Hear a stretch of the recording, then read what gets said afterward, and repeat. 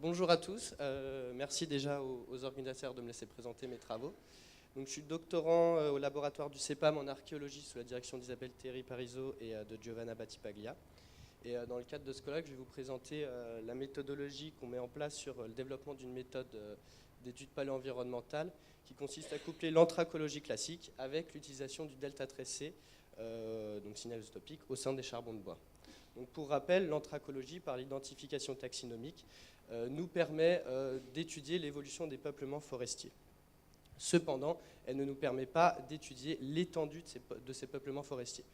Lorsqu'on va essayer de distinguer un paysage de type stépique avec la présence de refuges de pins ou une pinède bien arborée, on ne pourra pas faire la différence. De plus, dans le spectre anthracologique, il y a une part environnementale, mais également une part anthropique liée à la collecte du bois par l'homme. Donc, dans l'objectif d'élever le potentiel dans l'anthracologie pour les études paléo-environnementales, on a décidé d'utiliser également le delta tressé comme proxy climatique.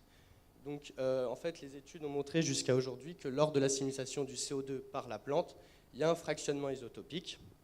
La plante préfère les C12 et ce fractionnement isotopique va dépendre des paramètres environnementaux autour de la plante, à la fois l'atmosphère, le CO2 atmosphérique et le delta tressé atmosphérique, mais aussi tout ce qui est lié à la disponibilité en eau, pluie, humidité relative et autres. Également, dans certains cas, l'irradiance, la température, et dans d'autres cas également, le substratum, la topographie ou les vents vont également pouvoir intervenir. Mais dans l'ensemble, les facteurs les plus limitants sont liés à la disponibilité en eau pour la plante. Donc pour exemple, une meilleure disponibilité en eau qui est favorable à la plante va accentuer le fractionnement isotopique et donc diminuer le delta tressé. Au contraire, par exemple, une température trop chaude pour la plante va se traduire par une augmentation du delta tressé. Donc, dans cette présentation, j'ai décidé de vous montrer toutes les difficultés et paramètres qu'il fallait prendre en compte si on voulait appliquer cette méthode.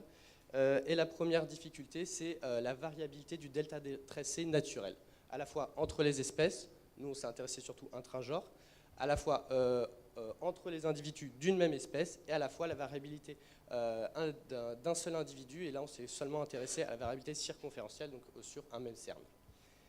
Donc la création d'un référentiel prenant en compte l'ensemble de ces variables était nécessaire. De plus, comme vous en doutez, on travaille bien sur des charbons, et donc il fallait nécessairement prendre l'effet de la carbonisation sur le delta tressé dans notre référentiel. Enfin, l'évolution du delta tressé ne reflète pas un facteur, mais un ensemble de facteurs climatiques, comme j'ai présenté précédemment. Et cet aspect multifactoriel va-t-il être un inconvénient sur la suite? Donc, notre référentiel s'est orienté autour du pin sylvestre, essence clé pour les études paléo-environnementales du Pléistocène, enfin en période glaciaire.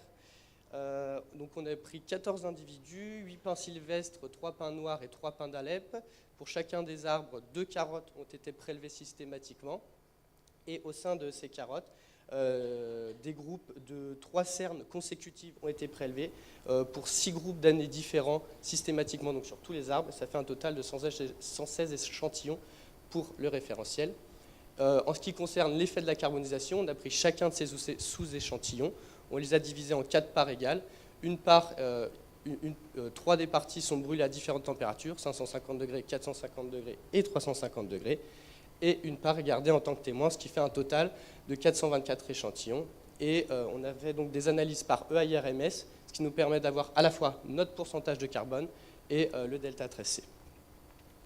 En ce qui concerne la variabilité, les résultats ont montré que la différence du delta tressé entre les espèces, donc ici intragenre, vu qu'on s'intéresse à Pinus, n'était pas significative. La variabilité est principalement représentée entre les individus avec un maximum de 2 pour 1000, et la variabilité circonférentielle, elle, ne dépasse pas les 1 pour 1000. Considérant ces données, si l'on veut éviter toute surinterprétation, il sera nécessaire de faire des interprétations autour d'une marge d'erreur possible qui intègre donc cette variabilité potentielle. Concernant l'étude de la carbonisation, donc ici vous avez pour les 3 essences l'effet de la carbonisation. On note une diminution du signal isotopique en fonction de la température de carbonisation, identique pour les 3 espèces, et elle a été non discriminée significativement. Et au vu de ces résultats, il est donc nécessaire de connaître la température de carbonisation de nos charbons, ce qui est toujours problématique. Cependant, on a noté qu'au niveau du pourcentage de carbone, on a une augmentation du pourcentage de carbone qui nous permet, en fonction de la température, qui nous permet donc d'évaluer la température. Donc sans éléments perturbateurs, on a proposé qu'il était possible de faire une correction du delta tracé en fonction du pourcentage de carbone, permettant d'évaluer du pourcentage de carbone. Quoi qu'il en soit, afin de vérifier qu'on avait également une conservation du signal climatique pendant la carbonisation, on a continué à faire ce référentiel sur l'ensemble des groupes de CERN. On a pu noter dans nos résultats sur les charbons, d'après nos résultats, seuls les charbons brûlés à moins de 350 degrés conservent le signal climatique sur l'ensemble des groupes de CERN, en lien avec l'évolution ici de la température météorologique, comme vous pouvez le voir entre le signal climatique à gauche pour chaque date et la température. Concernant le côté multiproxy que j'ai proposé, que j'ai mis en problématique au départ, on a décidé qu'il était à l'heure actuelle trop difficile de démêler l'ensemble des interactions environnementales et climatiques sur le delta tracé. Donc on a décidé de raisonner d'un point de vue milieu stressant ou favorable à la plante. Donc si l'on veut étudier le signal climatique, au vu de ces résultats, il sera nécessaire d'avoir des charbons prélevés qui ont une température de carbonisation entre 150 degrés, début de la formation du charbon, et 350 degrés. De plus, on étudie du matériel archéologique et pas expérimental. On a donc d'autres problèmes qui se sont intégrés, à la fois donc les contaminations par les carbonates et les acides humiques. Donc, il existe une méthode bien connue pour éliminer ces deux contaminants, qui est celle utilisée dans les études radiocarbone, donc acide, base, acide. Mais une étude a montré qu'il était possible. Le problème de cette étude, de ce traitement acide, base, acide, c'est qu'on perd énormément de masse. Et du coup, pour éviter cette grosse perte de masse, on a décidé de faire un traitement par infrarouge sur certains charbons pour vérifier, donc selon une étude, que si la contamination des acides humiques est inférieure à 5%, on n'avait pas besoin de faire de traitement par base. Les autres difficultés sont liées à la difficulté de pouvoir aller à l'espèce en identification taxinomique, mais comme on a montré au-dessus que le genre pin répondait de la même façon, ça ne va pas être problématique. Deuxièmement, il n'est pas possible de savoir si le charbon provient de bois juvéniles ou matures. Pendant les 50 premières années de la vie de la plante, le signal delta tracé est impacté par une diminution appelée effet juvénile. Elle est de 1 pour 1000 au départ, et s'atténue très rapidement, et elle n'est déjà que plus de 0,5 pour 1000 à 20 ans. Enfin, la petite taille des charbons ne permet pas de dendrochronologie. Obtenir des datations sur l'année pour chacun des charbons est impossible, et donc nos résultats vont être interprétés selon des groupes de charbon, et donc on va avoir des interprétations avec des changements climatiques centenaires à multicentenaires.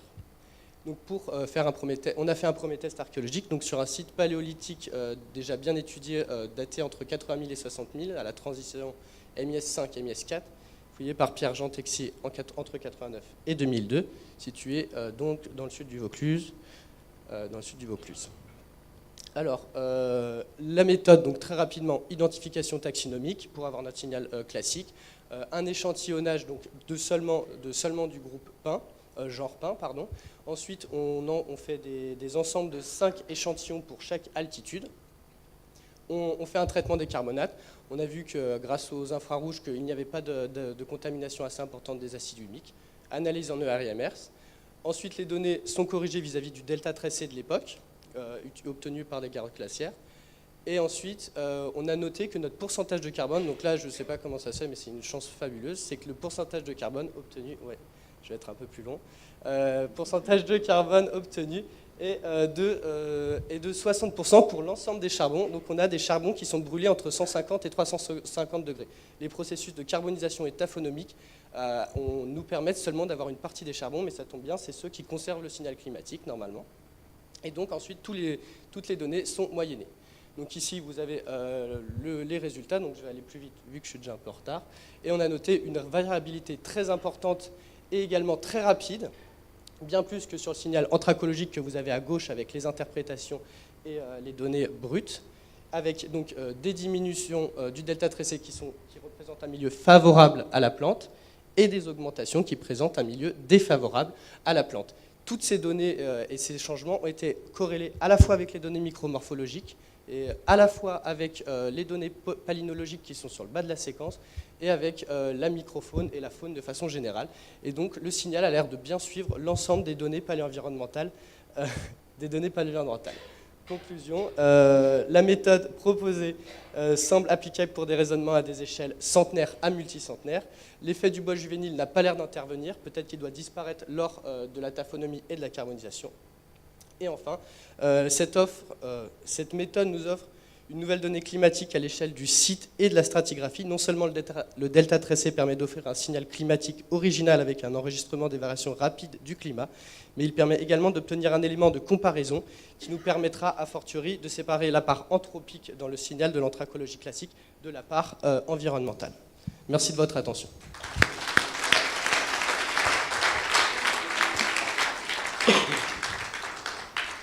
Merci. Du coup, nous avons le temps pour des questions. N'hésitez pas. Oui, Christine. J'ai une question à propos de la carbonisation. Je ne sais pas trop ce que tu mets derrière. Alors, le traitement qu'on a fait sur la carbonisation, donc je ne l'ai pas présenté, donc on fait une carbonisation en four à moufle, donc dans du sable, dans de l'aluminium, ce qui nous permet d'avoir aucune entrée d'oxygène et du coup de pouvoir avoir la température stable.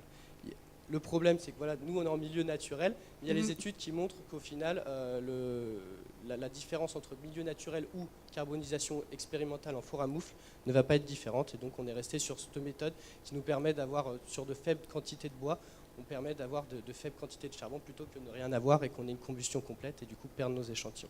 Donc, on est resté. D'accord, c'est parce que vous êtes parti de baguettes et pas de. Voilà, parce que j'étais sur donc, des carottes d'arbres qui sont déjà de 5 mm, je les divise déjà en plus en 4 petits sous-échantillons, donc je suis sur des... Oui, parce que je crains que l'oxygène, effectivement, ait un effet différent sur... Sur l'ensemble des études qui ont travaillé sur la différence naturelle et non naturelle, donc en foyer naturel ou en foyer expérimentaux, n'a pas l'air d'être concluante et ils ont l'air qu'il n'y a pas de différence entre les deux études. Voilà. Merci. Est-ce qu'il y a d'autres questions? Non. Merci. Nous allons passer à la communication suivante de Charline Guiguet-Covex.